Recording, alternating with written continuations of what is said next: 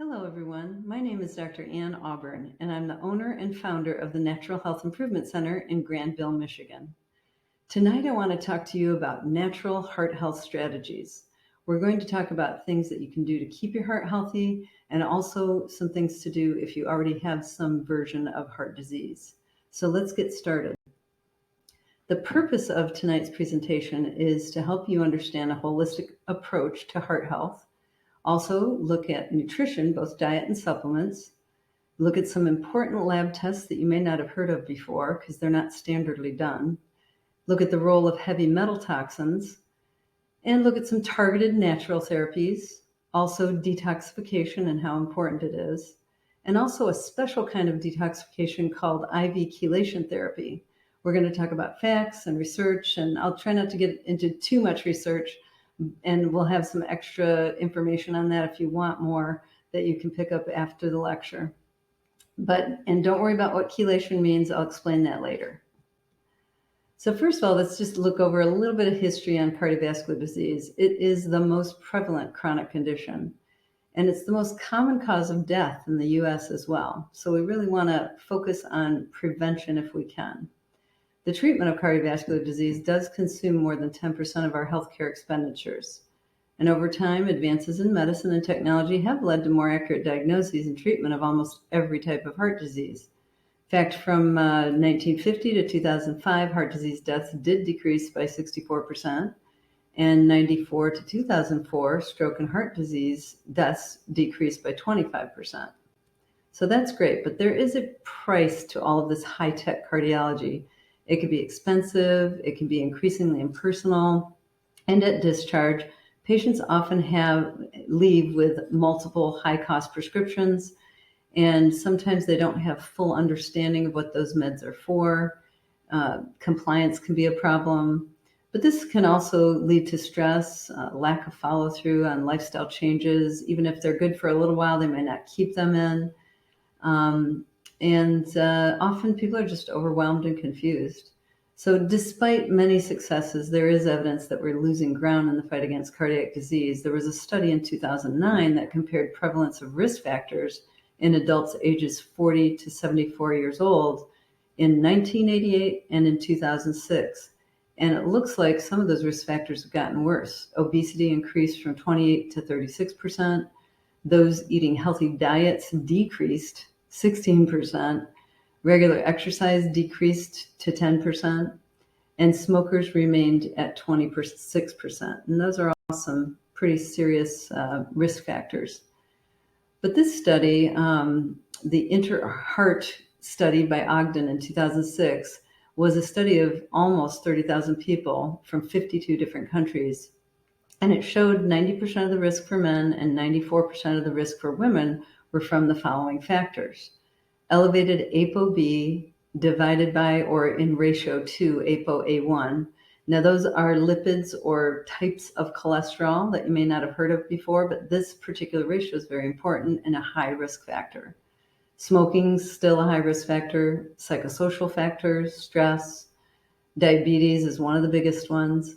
Hypertension, abdominal obesity, that's a problem, and it's been getting worse for many years in the United States.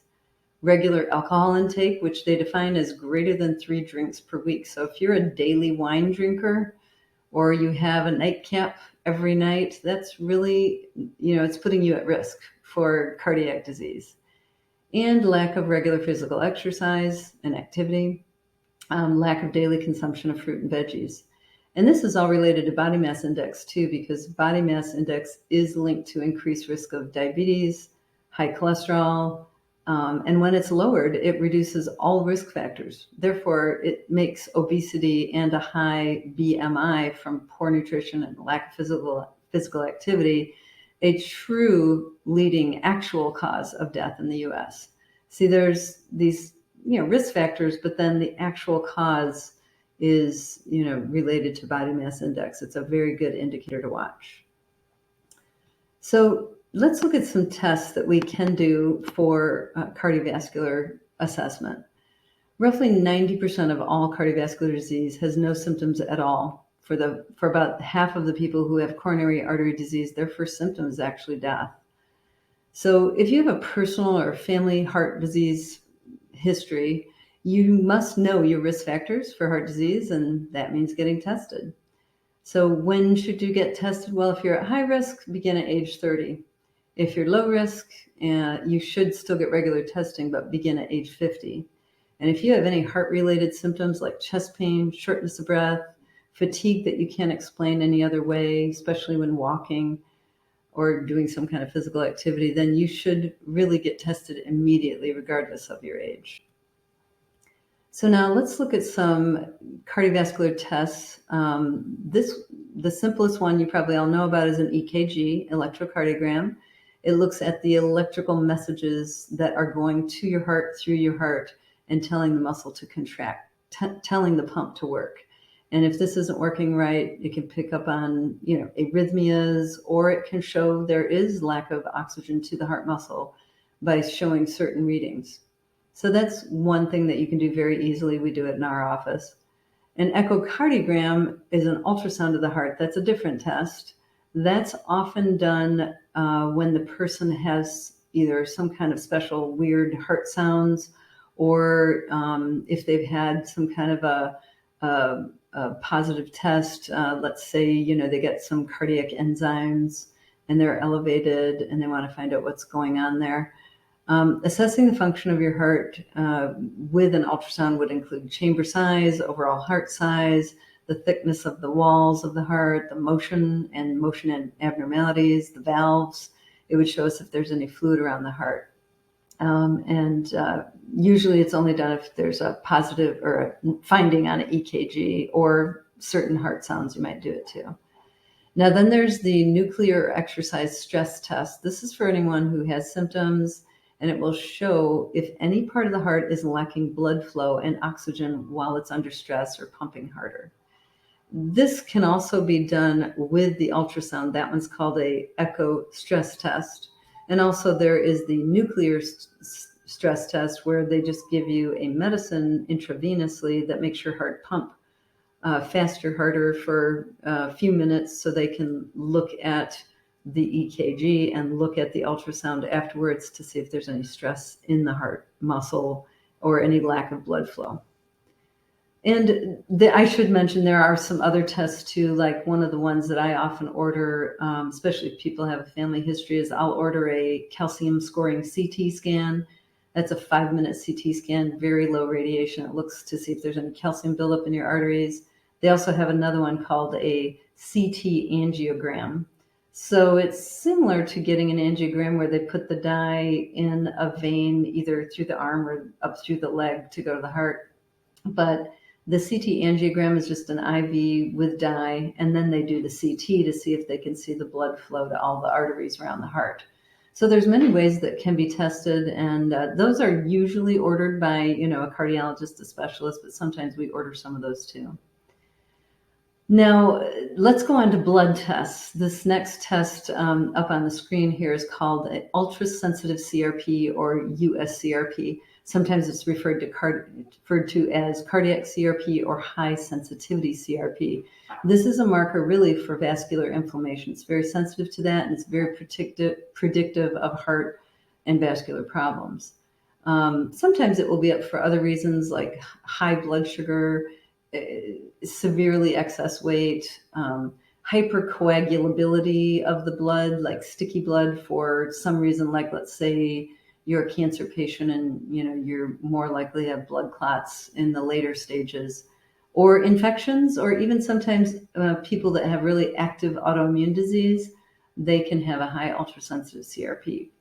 But if all of those things are kind of out of the picture, ultrasensitive CRP is, along with some of the other tests, something that we look at to see what your risk could be for a future cardiac event. Normal is normally less than 1 milligram per deciliter, but some of the lab ranges, normal is less than 0.1. So you have to look at your lab ranges there. And then the next test is homocysteine. Homocysteine is an amino acid that's a byproduct of a detoxification called methylation. Basically, having homocysteine is normal, but it should be broken down and converted to glutathione so that it can help detox you. But if it's elevated, this can cause your body to lay down some sticky platelets in your blood vessels. And so it is a precursor, again, to blood clots, heart attacks, and strokes. It's also one of those things that can be up if you have migraines or osteoporosis and some other things, or if you have a gene mutation called MTHFR. We can check the gene mutation in our office, MTHFR, for about $50. We send it out to Boston Heart. If you order it through a regular lab, the MTHFR is often not paid for, and it's a couple $100s. We use Boston Heart quite a bit because they can do a lot of these tests for a fraction of the cost. Also, other situations where you might want to get tested for homocysteine is if you're on the medication theophylline for asthma, or methotrexate, which is used for both cancer and autoimmune arthritis, or L-DOPA, also known as Sinemet for Parkinson's. And then we have an easy way to fix this with B vitamins if necessary. Next test is ferritin. Now, ferritin what that means is iron stores. It's a stored form of iron. Ferritin actually controls the storage and release of iron inside cells. Newer research indicates that one can have iron overload, and this can contribute to heart disease risk.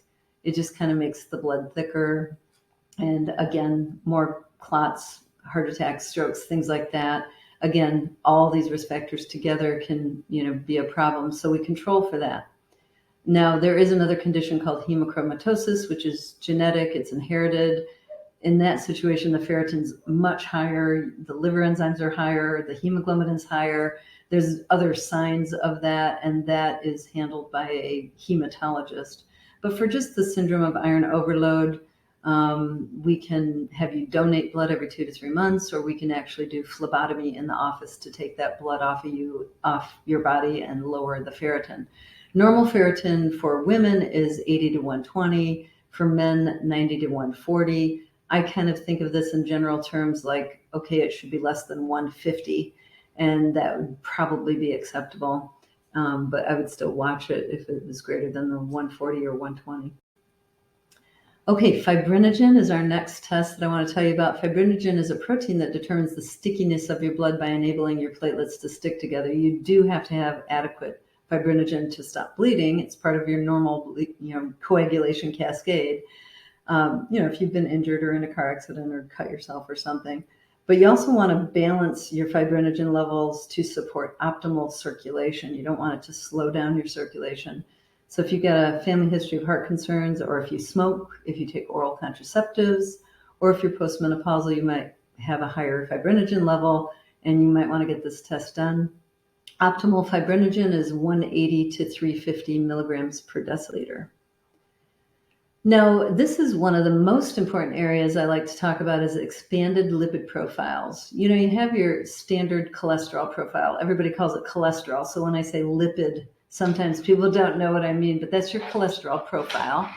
And in the cholesterol profile, you have your total cholesterol, you have your LDLs and HDLs, which make up the total cholesterol. And then you have something called triglycerides, which is very, very heavily influenced by your diet very fast. But we can also do a test that looks at smaller fractions of LDLs and HDLs and different types of fats. There's several versions of this called lipoprotein subfractionation. The Cardio IQ I like a lot from Quest, although it doesn't have everything that's on here. Or there's another test called NMR, but we've had some difficulty with that, getting everything we want. So we can order a lot of these through Boston Heart, like I said earlier, at a fraction of the cost, or the Cardio IQ is a good place to start, and then we can add some other things that aren't on that. Certain types of these subfractionations can damage the blood vessels more, the inner walls, and cause the inflammation and plaquing in the arteries. We also like to check lipoprotein little a, we call it LP little a, and that's another bad fat that can damage arteries. MPO and LPPLA2, those are basically two enzymes that can live within the plaque in the middle layer of the wall of the blood vessels. Makes that plaque kind of hot and soupy, and if the inner lining of the blood vessel is damaged, that plaque can pop through the center and cause a blood clot. And that's actually what will cause your heart attacks and strokes, is that plaque popping through from the middle layer of the wall of the blood vessel into the center, mixing with the blood, making a blood clot, and then there you go. Another one we like to look at is oxidized LDL. So those are ones that if you've never had those done, or if you do have high cholesterol, you should get these tested to see what they look like and get an idea of your cardiovascular risk. So now I want to talk about nutrition for cardiovascular health, and I want to talk inflammatory versus anti-inflammatory diet, because we want to have an anti-inflammatory diet, not just for cardiac health, but also for all kinds of health. It helps you in so many ways. So as most of you probably know, the SAD, or standard American diet, is very inflammatory. It's got too many fats, the wrong kinds of fats, from too much red meat, too much cheese, hydrogenated and trans fats, and omega-6s that are in a lot of fast or fried foods. Also, the glycemic load, or the sugar load, the glucose load in carbohydrate foods, especially like refined flours, refined starches of all kinds, sugars, juices, and the worst of the worst is high fructose corn syrup. We hate that because we know it causes damage. We know it causes inflammation, and it's associated with all kinds of diseases. And a lot of these foods too are just frankenfoods. They're chemically made, they're GMO, they're, hey, we're all going to get some of those sometimes, but we're trying to minimize this in the diet, and we're trying to get more of the good omega-3 fats. These kinds of standard American diets are often very low in omega-3s. I test that in a blood test, and everybody's low unless they're eating omega-3 fish 3 times a week. And also it's low in fruits and vegetables. I have patients that sometimes they just, never learn to eat these whole fruits and vegetables. And we say you should get, 5 to 7 vegetables and 1 to 3 fruits a day. And this supplies like your antioxidants, your phytochemicals, your micronutrients, your minerals, folic acid and B12 to help lower that homocysteine. And it's totally anti-inflammatory. So why do I want you to eat an anti-inflammatory diet? Why is this so important? Well, a few years back, about 15 or so years back, they did some studies and they found out that atherosclerosis, or the buildup of the plaque in the arteries, which we kind of generally call cardiovascular disease, or CVD, and heart disease, is inflammatory. It's an inflammatory disorder. It starts with inflammation. And we know that inflammation is the first signal to the body to build plaque in the arteries and also damage the inside of those artery walls. And we don't want that. So we want a low glycemic, low sugar, nutrient-dense foods that help to minimize or reduce inflammation, to maintain health and reduce disease of all kinds, not just cardiovascular disease. So a low glycemic, whole food, low grain diet, that is anti-inflammatory. I would say probably the best example of this is the Mediterranean diet. The Mediterranean diet is, very high in vegetables and whole foods and good oils, and has a little bit of fish, not much red meat, that sort of thing. But good fats would be like olive oil, coconut oil, avocado oil. All of those oils, or coconut oil and avocado oil, are very stable in heat. So they won't turn into like trans fats. They won't turn into hydrogenated oils. Olive oil is a little bit different. That's better when you just drizzle it on food, either vegetables, or use it as a salad oil or a salad dressing. Olive oil, you can cook with it, but you should cook with it at very low heat because it's not as stable at high heat. And you want to avoid as much as possible hydrogenated and trans fats. And then you want complex carbohydrates. I'll talk a little bit more about that in a minute, but if you do a low grain diet, then, the grains that you do eat, whole oatmeal or whole wheat, or quinoa or something like that, or whole grain rice, those really should be a minimum, like maybe 1 or 2 servings a day. Our country just eats way, way, way too many of those. Some people can get away with it, but most people can't, and they just gain weight.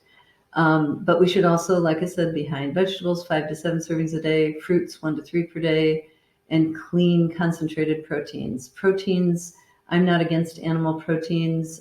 Some people who are vegan or vegetarian really don't like them. But there's nothing wrong with them if they're sourced well and you're not eating too much red meat or pork all the time. Okay. And then there are other groups of good foods that can be eaten in moderation, clean milk or milk substitutes, 0 to 1 servings a day, legumes, 0 to 1 servings per day. Of course, you're going to eat more legumes and more nuts if you're a vegetarian or a vegan, because you're going to get protein sources from that. And then nuts, we want to watch those 0 to 2 servings per day, because nuts can be very calorie dense and a lot of people gain weight because they eat too many of them. So another way to get rid of inflammation is consider getting rid of modern wheat. The book Wheat Belly is a great book by Dr. William Davis, who's a cardiologist, and he talks about, how all this stuff about healthy whole grains may not be so great for you because Franken wheat, genetically modified wheat, is now 42 chromosomes instead of 14, and it has on the glycemic index, it's higher than jelly beans. So when you compare foods to straight glucose, wheat is higher than jelly beans on that index. Now, if you got the old original einkorn wheat or some of the ancient wheats, this would be better. And you still want to eat those things in moderation. And if you're borderline diabetic or pre-diabetic, you certainly want to, maybe for a while, even get rid of all grains, get that blood sugar under control, get your health under control, and then you can go back and see, can you add in 1 or 2 a day? But this shouldn't be a mainstay in our diet. This Franken wheat, the modern wheat, it definitely makes you addicted because it goes right to your opioid receptors in your brain once it gets, digested. It increases insulin resistance, diabetes, obesity, autoimmune disease, gastrointestinal problems, psychological problems, neurological and inflammatory disorders. So it's something to consider. Not everybody's going to do this, but I know it did help me a lot when I got rid of most of it. Now I can have some here and there, but for a time I didn't do any at all. And my diet is very low in grains, and I really like that. It helps me to control my weight, and I feel better when I don't eat too much of it. So another great book talking about glucose and controlling and reducing spikes in blood sugar after eating is called The Glucose Revolution by Jessie Inchauspé. Now, Jessie is a French gal that is really an IT person. She's not a food scientist or anything like that, but she really hit on something. She had bad back injury, had to have surgery, and she was looking for things to reduce her pain.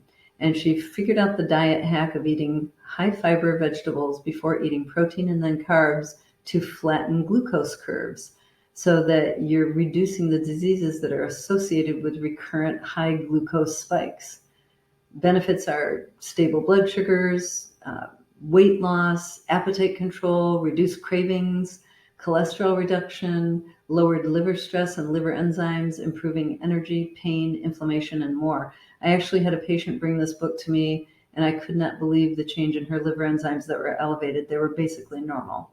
So now I'm hoping to see the fatty liver that she had get totally normal if she stays on this eating program. And her blood sugar also went down from 125 to 95. So that was huge. And I've listened to most of the book now, and I think she's onto something. So that's a great book. So diet practices for cardiovascular health are many. I mentioned the Mediterranean diet, the low carb diet, and these other diets, but there's many resources. The paleo diet is nice. The ketogenic diet works for some. Wheat belly diet, I mentioned earlier. The low carbohydrate diet, I mentioned earlier. Mediterranean diet. Vegetarian and vegan, if it's done well and you make sure you get enough B vitamins and protein, then it can be fine. Carnivore diet is a really kind of crazy one, but I do have some patients that just eat meat and meat fats, and it's amazing. Their cholesterol, the ones I've seen, has not been high. Many of them say they feel better than they felt in their entire life. And if you think about it, you're really reducing the carbohydrates. You're maintaining normal blood sugar and not getting blood sugar spikes. So basically, you're reducing inflammation by doing that. Okay, that wouldn't work for everybody. I like more variety in my diet, so it wouldn't work for me, but that's an option. Intermittent fasting is another way to really reduce inflammation, reduce cancer risk, and keep the blood sugar stable. And the theme to all of these diets is lowering amounts of grains or none, ideally wheat-free, minimal to no sugar, good fats, and have some small amounts of complex carbohydrates, not in the carnivore diet or the keto diet, but in the others. High in low-carb vegetables, moderate or minimal in fruits and starchy vegetables, and a variety of fresh, clean, non-GMO, hormone and pesticide-free foods, ideally 80% organic or more, and just whole food. That's what we're trying to get people to do, is eat whole, real food. So insulin resistance is the major factor in all of this. I talked about the blood sugar spikes. Basically, blood glucose will rise after you eat food. That's normal. And what happens over time is if you're eating sugar a lot, the pancreas needs to release more and more insulin over time to handle the same amount of sugar. And so we call that insulin resistance. So let's say you ate a candy bar and it used to take 5 units of your insulin to handle that sugar, get the cells to open up and put that sugar in your cells. Well, now it might take 15 units to do the same thing. And after a while, your pancreas just gets tired. It cannot keep up with the demand for the insulin. So blood sugar spikes and insulin resistance, and then prediabetes, diabetes, etc. That's the way it goes. And insulin is important. You do have to have some because it shunts amino acids from the blood to the muscle cells. But if you have excess, it's going to make you make more fats. It's going to make you store more fat, and it's a vicious cycle. So it kind of goes something like this: excess carbs, weight gain, obesity, insulin resistance, eventually down the road. Sometimes it takes 5, 10, 20 years to develop. Increased insulin over time, and then increased fat storage, and then it just keeps happening over and over again unless you change your diet. And here's the glycemic index. The glycemic index of select foods, this is like, you can go online and look at the glycemic index, and it's pages and pages and lists hundreds and hundreds of foods. But this just gives you an idea. Look at white bread there at 75 and an apple at 36. So compared to glucose at 100, yes, your apple, your green beans, your skim milk, that's going to be way lower. A sweet potato is 54, a baked potato is 85. So let's break this vicious cycle by eating a low glycemic, low carb diet, whichever version you choose, whatever works for your, health and well-being. And that's a little tricky to find sometimes. We can help you with that. We can help you explore those and see what works for you. Sometimes people get stuck and they just don't know what to do, and that's our job. We're here to help you figure out what works best for you. So I often like to start people off with a detox. And why is it important? Well, from the Centers for Disease Control, their quote is, "The epidemic of cardiovascular disease, as well as immunological and neurological diseases, is likely associated with environmental toxins." And I'll tell you, I hear this at every conference I go to. It almost doesn't matter what subject we're talking about. They talk about environmental toxins. It's a problem. So a good detox can also get your diet back on track, because the one that we do at our clinic is called UltraClear Plus. On the slide there, you'll see UltraClear Plus on the left, UltraClear Renew on the right, or vice versa. I'm not sure how it's coming out on your end. Those are the detoxes. The products in the middle are just anti-inflammatory products, and they're great, and they're low glycemic, and they'll keep your blood sugar stable. So if you want to have a protein drink in the morning, those things are great. But the detox is the UltraClear Plus or the UltraClear Renew. My favorite is the UltraClear Renew because it's designed to also take out a few heavy metals and some other chemicals that the UltraClear Plus doesn't get. And it cleans up your liver. And it's very easy to do. We usually do a 3-week version. There is a 10-day version, but that's kind of intense for me. So I do the 3-week version, spring and fall. And I really like it. I just change my diet a little bit. My diet's pretty clean anyway, but I change it a little bit, clean it up. And for 3 weeks, take this every day, and we can give you instructions for that. It's really great. I love UltraClear Plus. So that is beneficial for toxins as well as getting your diet straightened around. So let's talk a little bit more about specific toxins. I want to talk about heavy metal toxin effects. I've done heavy metal and chelation IV treatment seminars probably 5 times in my career. And I've actually helped teach some of those seminars most recently. But heavy metals are bad. They are neurotoxins. They increase oxidative stress and inflammation. They reduce your ability to handle oxidative stress. They make your mitochondria, the little machinery in your cells that makes cellular energy, not work as well. They definitely can make you more prone to blood clots. They can damage blood vessels. They're very pro-inflammatory, and so therefore cause what we call endothelial dysfunction, damaged blood vessels. And the cholesterol can get abnormal because of these. Immune dysfunction can be a problem, and like I said, neurotoxicity. And heavy metals are things like mercury, lead, arsenic, cadmium. Aluminum and nickel are in there too, but they're not quite as bad. The worst are mercury and lead. So just to review quickly, heavy metal toxin effects, and I do have an entire lecture on detoxification where we go over a lot of this too, but just to let you know, mercury can cause hypertension, coronary artery disease, heart attacks, arrhythmias, thickness of the carotid artery walls and blockages, reduced heart rate variability, which is a test they can do to see if your heart is adaptable, stroke, generalized blockages, in arteries anywhere, really.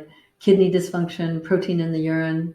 Cadmium's a little bit weaker, but it's very associated with kidney problems, protein in the urine, and kidney dysfunction, which can lead to hypertension.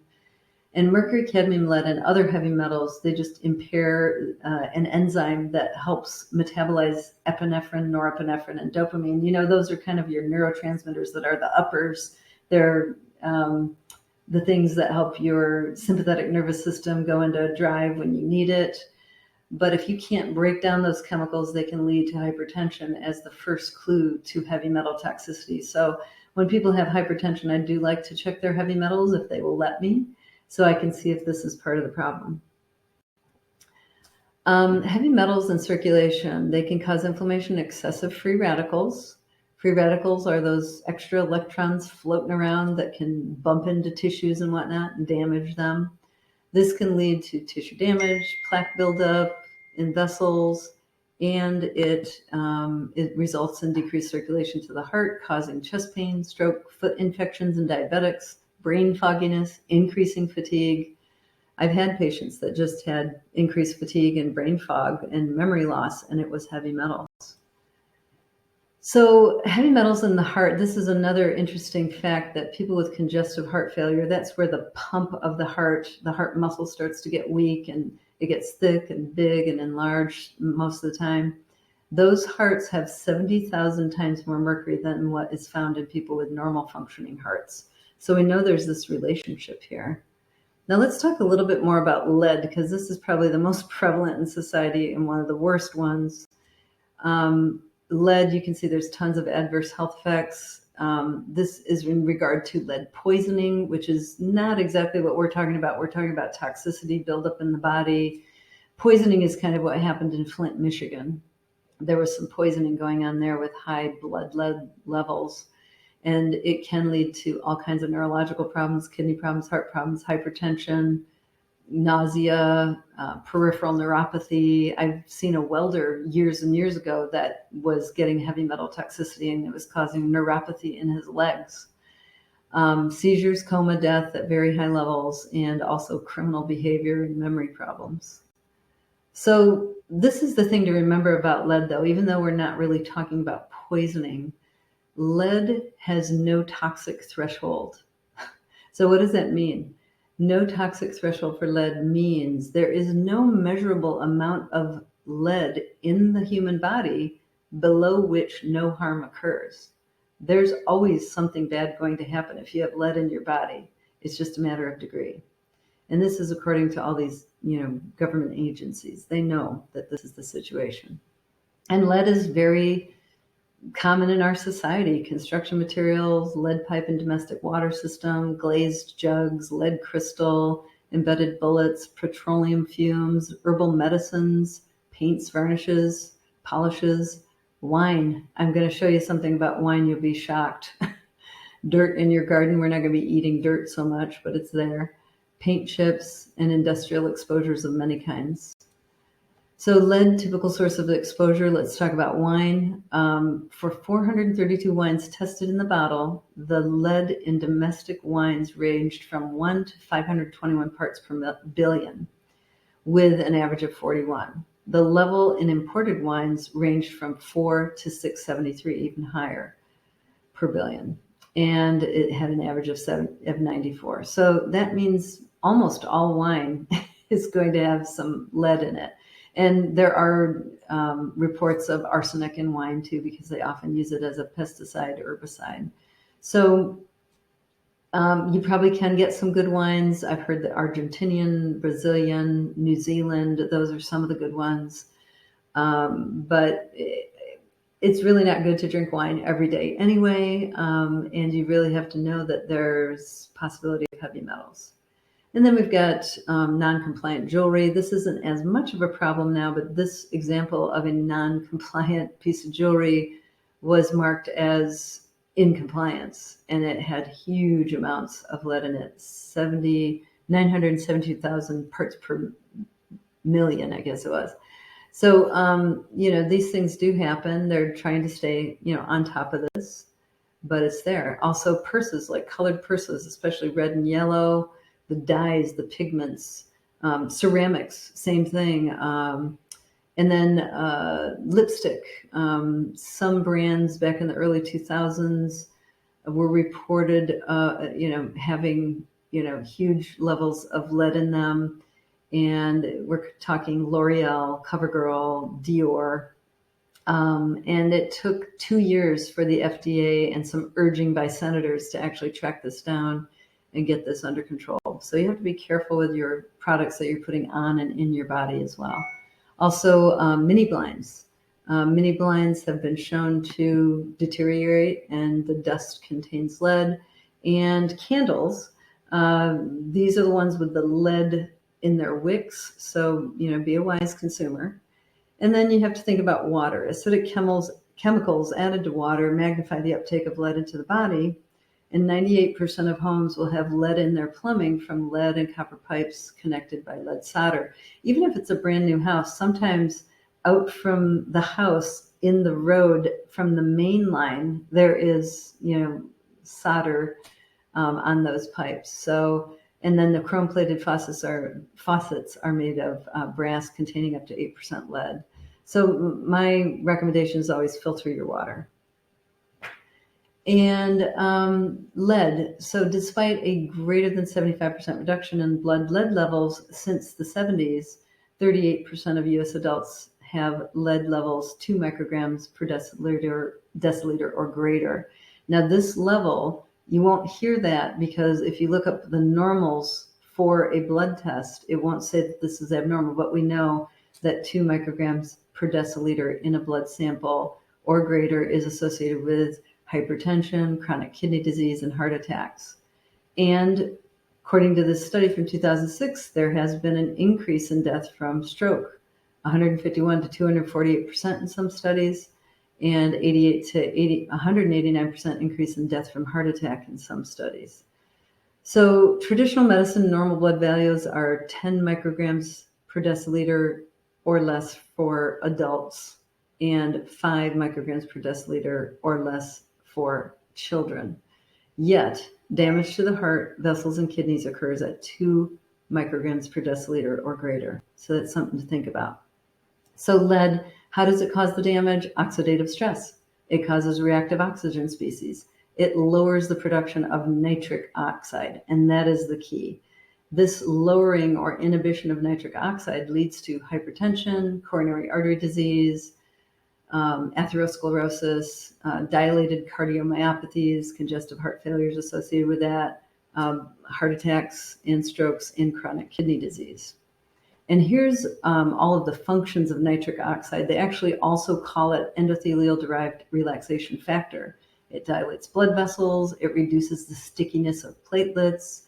It reduces monocyte stickiness that prevents the formation of plaque.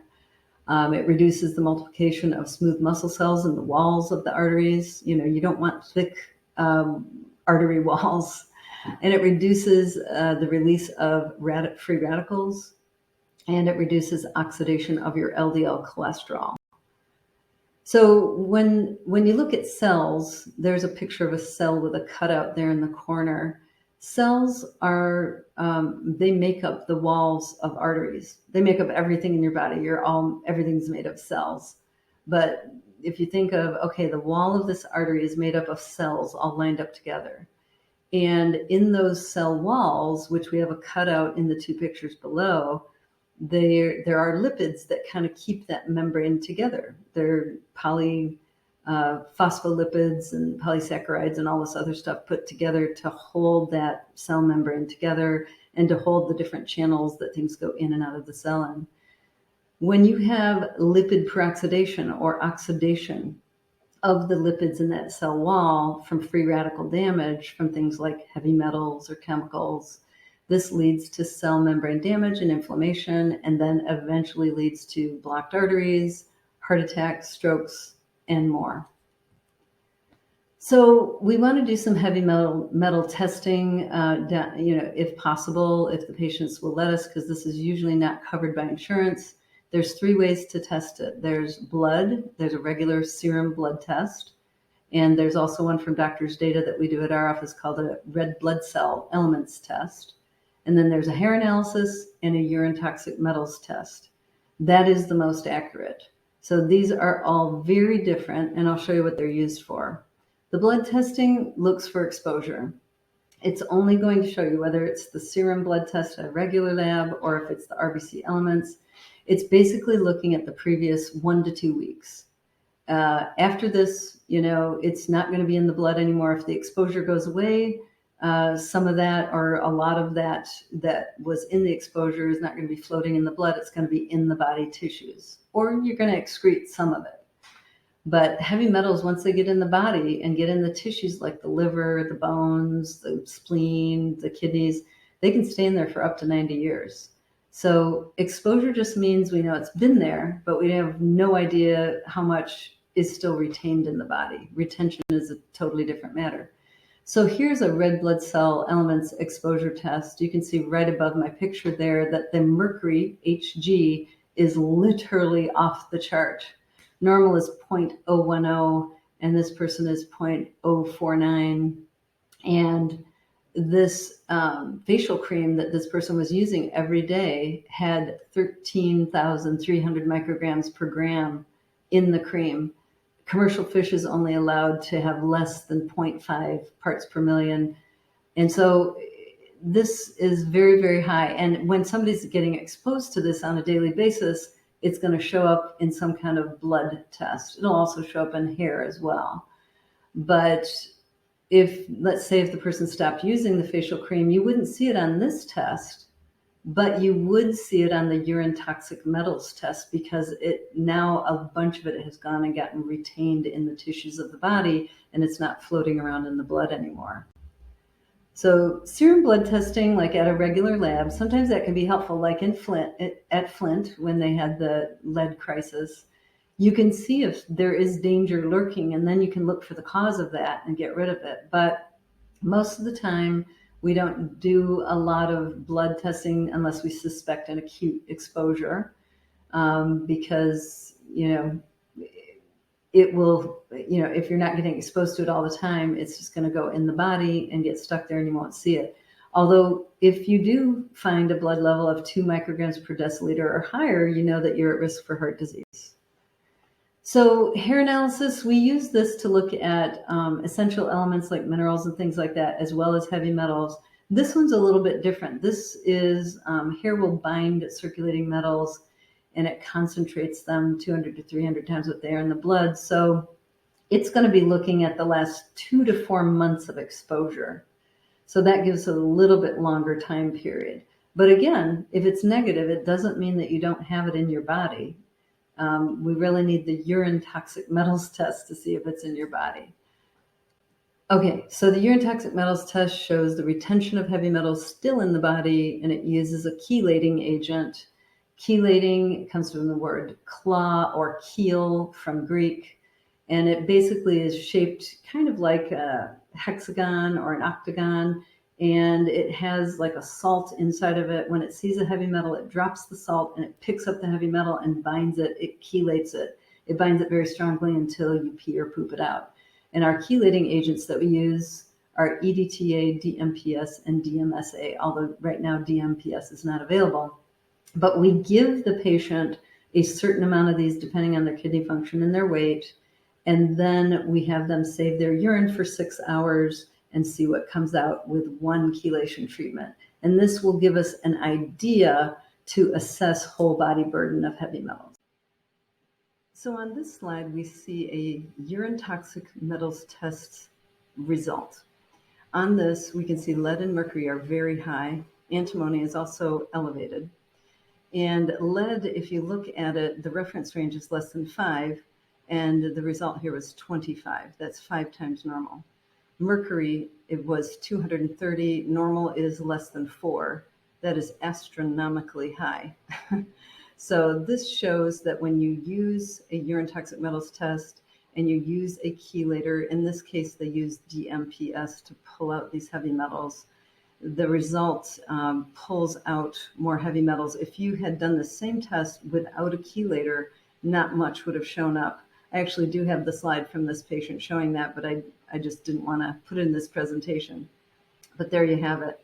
Now, let's go and look at where this came from. The source of the high lead and antimony was Franzia wine in a box. The lead and antimony were 3 to 11 times greater than the EPA limits for drinking water.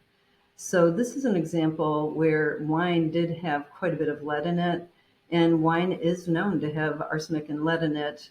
Some of the more organic wines or the wines in other countries, as I mentioned earlier, Argentina, Brazil, New Zealand, things like that are less likely to have this problem.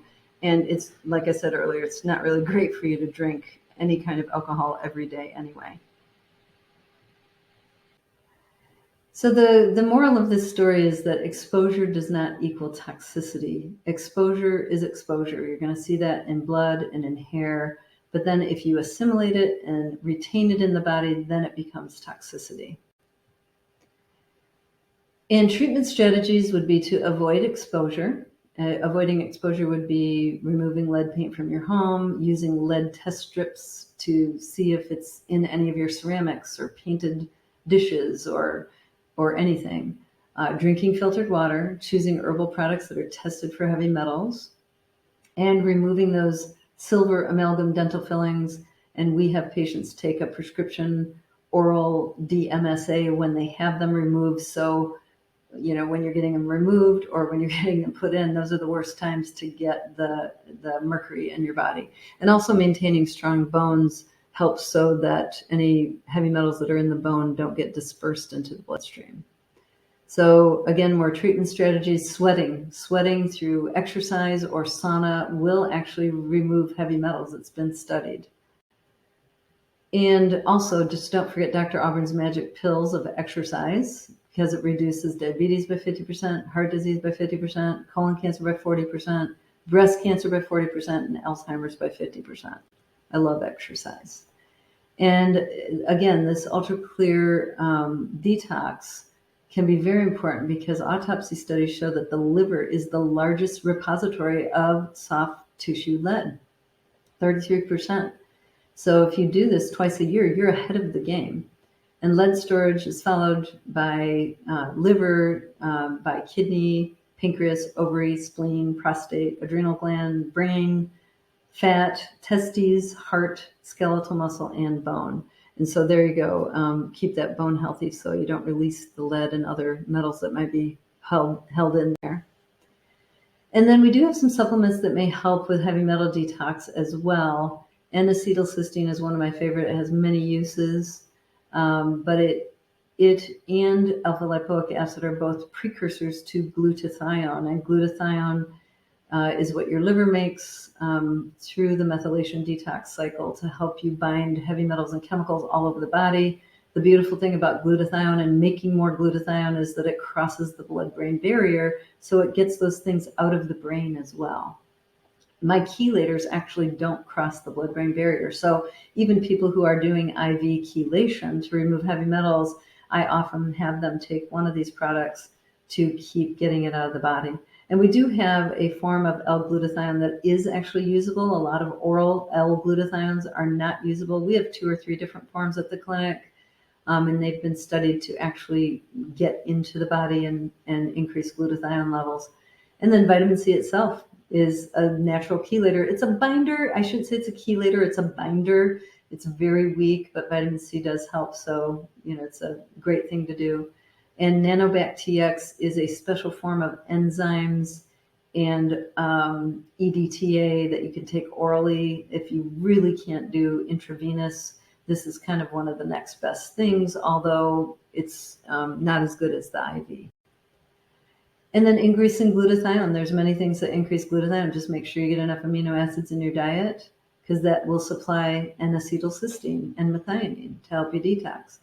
And undenatured whey protein, make that organic, please, from cow's milk if you're willing to do that. It has some natural amino acids in it that will help you here. And antioxidants like vitamin C, alpha lipoic acid, curcumin. We have a couple different forms at our clinic, Mariva SF or Turmeric Complete, 1 to 2 twice a day of those, and acetylcysteine, 1 to 2, 3 times or 2 times per day can be fantastic as well. And then your B vitamins and your magnesium and selenium, those help increase glutathione production. And like I said, maintain healthy bones. We have lots of different ways to do this. Of course, you do need to exercise. If you can take hormones, make sure your hormones are stable and helping you build bone. Even if you're andropausal or menopausal, we have a whole different talk on that as well. And then your minerals, your vitamin K, your vitamin D. You can see from all of this why I think it's so important to use a multivitamin. I'm always harping on multivitamin. Multivitamin, multiminerals do not just make expensive urine. They actually do things and are cofactors for other things. And then our other strategy is the IV chelation, which I've talked about a little bit already. EDTA is the amino acid chelator, a man-made amino acid that was used after World War II, I believe, and found this wonderful side effect of not just getting rid of lead, but also cleaning up arteries. People with peripheral vascular disease could walk better and had better circulation. And there's been tons and tons and tons of studies on it. That's best for lead, aluminum, cadmium, and arsenic. And then DMPS or DMSA are best for mercury. But bottom line is EDTA will even pick up some mercury depending on how much of the other stuff is there. Sometimes 2 types of chelators are used. Often we do the IV one, on a regular basis, and then the oral one. But there's a lot more information about this. If you check out our YouTube or Facebook video on detox, it will explain a lot of that. And then I just wanted to quickly show you the results of the trial to assess chelation therapy. This was done by a cardiologist, Antonio Lamas, who's a cardiologist at University of Miami. He garnered together a $30 million study through the NIH, and it did show that patients who had previous cardiac events, they had an 18% reduction if they got EDTA chelation 30 treatments compared to a group that didn't get that. And the diabetics in those groups got a 39% reduction in recurrent cardiovascular events. And it was so good that the NIH is sponsoring now a second study, because the gold standard in studies is, can you repeat it? Is it repeatable? And this is remarkable information for us. This was finally the study of almost 2,000 people that was double-blind, placebo-controlled. It met all of the criteria for a great study. More to follow, but this really validated us doing IV chelation therapy, and he does it on his patients now. Supplements for heart health, I've gone over some of these already, but in addition to your multivitamin, multimineral baseline, you want to always get omega-3 fish oils for adults. 1,000 milligrams of EPA and DHA per day is the bare minimum. If you can take extra vitamin C, 2 to 3 grams per day. Also CoQ10 or ubiquinol if you're over 50. And then, of course, vitamin D3, according to how your vitamin D3 levels are in your blood, and some good, reliable probiotics to keep your gut healthy. If you do have heart problems, I often recommend the Awesome Foursome. I start with usually ubiquinol, because all of these are going to increase the energy production at the cell of that heart muscle and make it function better. There's many, many studies showing that people's heart function is better when you add CoQ10 or ubiquinol. And then L-carnitine, D-ribose, and magnesium can also help the same thing. So these are ones that we often use in cardiac patients. And then, of course, for if you have an elevated homocysteine, we're going to want to get some methylated folic acid and B12 and some B6 maybe. That's in our product called MethylGuard. We can easily check your homocysteine levels. Bust and Heart does it for less than $20. And then also, if you have elevated lipids, we have so many choices for that. It doesn't always work. Sometimes we also have to use medicines, but we try diet and supplements first. Things like niacin, red yeast rice extract, polycosanol. We also now have berberine and bergamot. We try all these as, before we get to the medicines if we can, and the lifestyle changes. And for hypertension, Carditone is one of my favorites. It's an organic herbal formula that works probably 85 to 90% of the time in my patients. Also weight loss, IV chelation, and then another supplement we have called vasotensin is good for hypertension. And then we have our natural anti-inflammatories for ultrasensitive CRP, our curcumin products, MSM, pancreatin 8X enzymes or Wobenzym, and more fish oils sometimes will help that. And for elevated fibrinogen, we use nattokinase and sometimes more fish oils. And for the elevated ferritin, we often have a person donate blood, or you can get some results not as good with lactoferrin to bind some of that up, or taking whey proteins that naturally contain lactoferrins. But also, in closing here, you want to also address your stress, because if you've ever seen my adrenal fatigue lecture, you know that stress is not good for the human body. And there's so many ways you can do it. There's great books written on this. You can go to my website and I have articles written about it. We have supplements for this. We do not use psychiatric medications. We don't like pharmaceuticals for this because they create other imbalances and they cause other side effects. We want true, real stress reduction. We're talking about organizing, reducing, or changing your responsibilities. Reevaluate your expectations.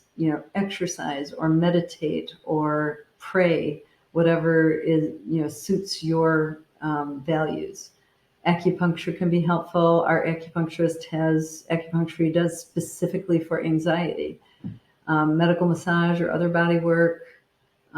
Decide, plan, and visualize success. Don't just throw your arms up and say, I guess I have to take medicine. Take one thing at a time. If you have a confusion in your life, picking out one thing and getting that thing handled is the way you handle that confusion. And get some hobbies, do some leisure activities, get a balance in your life, create a healthy lifestyle, communicate to the ones that you love in your life, or your friends, people that you can trust, share your feelings, make sure there's good understanding there so they know where you're at, you know where they're at. Avoid arguments, be flexible, look for solutions, and go easy with giving and receiving criticism. Those are things I go over with my cancer patients too. They're so important for all levels of health, not just cardiovascular health. And then keep the mind active and involved. Challenge yourself with activities, hobbies, adult education, volunteering. You need to have purpose in life, or you're going to have more inflammation, and we know where that leads. So read regularly, do word games, searches and puzzles. Memorization strategies can encourage the brain to work more effectively and reduce age-related memory loss. BrainGames.com is free, or you can do a paid service called Lumosity.com. And spiritual and mental health. We're kind of talking about that already, but listen to and educate this part of yourself. Nurture the spirit regardless of what religious practice you follow. Be tolerant of others' beliefs and practices. Make positive affirmations about your future. Decide and act. Contact nature physically every day. A lot of people do grounding where they go walk barefoot in the grass or the dirt. Reach for a workable solution. There's always one there somewhere. You just have to find it. And look at the glass half full so you can find those solutions. Be true to yourself and love yourself. Love, help, and protect others, especially children, and laugh daily. Doctor's orders. So find something to smile about every day. It really is good for your health. And that is the end of my presentation. Thank you so much for listening. Please leave any comments or questions down below, and we'll answer those within 1 to 2 business days. Also, we are going to have a PDF of this presentation, and we'll have another one with some more scientific data as a separate PDF. There'll be a link on the Facebook page and the YouTube page, and then that will take you to our website where you can download those and read them at your leisure. Of course, if you have any questions, you can always call us at the office, 616-301-0808. We're always there for you. I'm sorry, we're very, very busy. We might have to have you leave a message and then we'll get back to you, but we are so good about getting back to people. And you can also contact us through our website, nhicwestmi.com. And you can shop any of the supplements I talked about tonight on our website too.